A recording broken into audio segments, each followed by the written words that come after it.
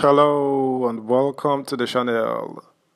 In some ways, I think it is befitting that President Buhari will be handing over power to President-elect Bola Tinubu. From one always sick and out of the country president to another, welcome to Nigeria. Sarcasm aside, the number of days Tinubu has spent in the country since being declared president-elect pales in comparison to the number of days spent outside within the same period. We thought it would be over with Buhari leaving. Looks like we are just getting started. What did Nigerians do to deserve these virtual presidents? Subscribe, like, share, and comment. Thank you. As Nigeria prepares for the Zoom presidency. Having gone to London to watch the crowning of England's King Charles III earlier this month, a friend joked last week that President Muhammadu Buhari extended his stay so his dentist could crown his teeth. That was how he read the line from the presidency that Buhari had stayed back in London for a dental procedure.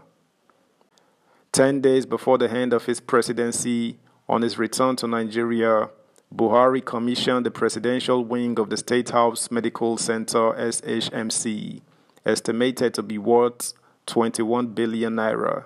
This project provides an insight into the mindsets of Nigeria's higher-ups. By 2020, the SHMC was reputed to cater for over 32,000 people annually, but in reality, it was anything other than what its name suggested. Originally established to provide healthcare services to the president, vice president, their families, as well as members of staff of the presidential villa, the clinic became the place where the lowly servants of the rich and powerful rulers of Nigeria in Abuja go to mercifully receive analgesics for their aches and pains. When they died, their families sometimes chose to relieve their pain by announcing that the bodies of their loved ones have been deposited in or moved from the temporary morgue or the clinic.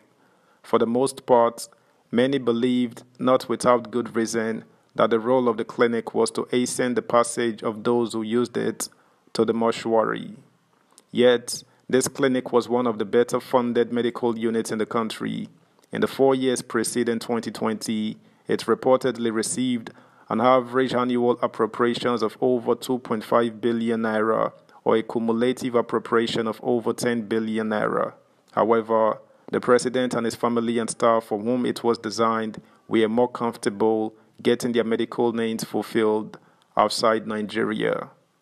No one will ever fully know how much time President Buhari spent with doctors during his 8 years in the presidential villa. By November 2022, one count reported that he had spent at least 237 days of his presidency with doctors outside the country. By the penultimate week of his presidency, the count was 250. These numbers are flaws, not the ceilings. Tired of the public harping from disaffected Nigerians about his hypocrisy on medical tourism, it seems certain that Buhari's handlers occasionally dressed up his medical jaunts overseas in a bodyguard of misrepresentation.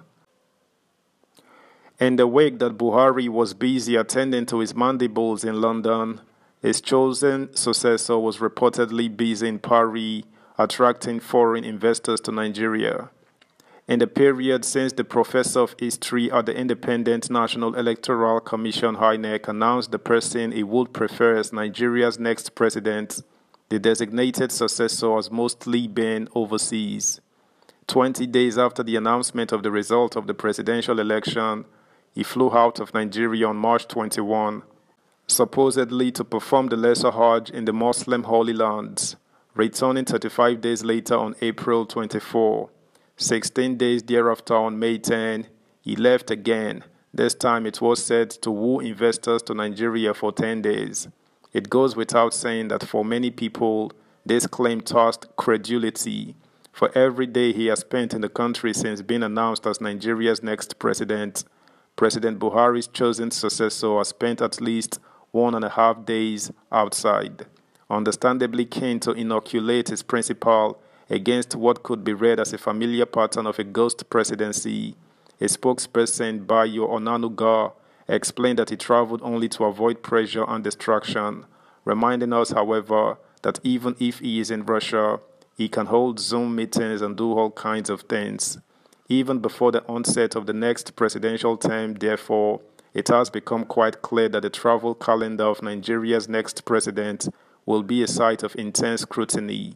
Perhaps, anticipating this, President Buhari has sought to buffer his successor by equipping this new VIP wing of the State House Medical Clinic. Conveniently unaware of our own record of medical tourism, Buhari's wife Aisha has been quite voluble in taking credit for this project. Sadly, it seems quite clear that neither President Buhari nor his partner in the other room have learned anything from his peers in other parts of Africa, nor from their years as avid medical tourists.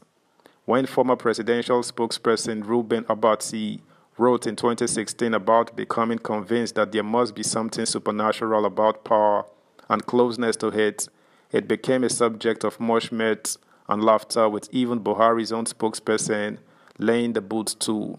But after seeing one African president fart his way through the halls of a major international conference in Washington, D.C., and another extensively urinate on himself while officiating a public event in Juba, it is not hard to see how or why any presidency could be clothed in wonderment about the wild and weird. Subscribe, like, share, comment, and please turn the notification bell on. Thank you. In October 2018, Gabon's President Ali Bongo Ondimba suffered a stroke while traveling in Saudi Arabia. 1 month later, he was transferred to Morocco to continue his recovery and rehabilitation, staying there until the mid-2019. Back home in Libreville, the public and Gabon's institutions got tired of a steady supply of misinformation, which triggered a coup attempt. After some 10 months out of public view, a barely recognizable Ali Bongo finally made a public appearance in August 2019.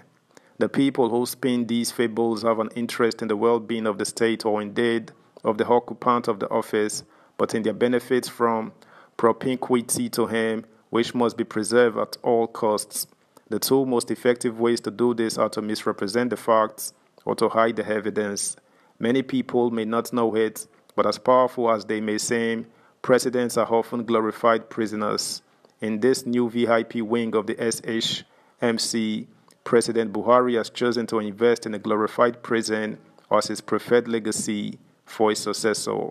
When they arrive in less than a fortnight, those whose livelihoods depend on this successor may decide that using that facility does not fully conduce to the goal of misrepresenting the facts or concealing the evidence. Goodluck Jonathan was the Facebook president. Buhari is the medical tourism president. Nigeria may be about to transition to an encounter with the Zoom president. That's the news, guys. Thanks for listening. Until next time, bye.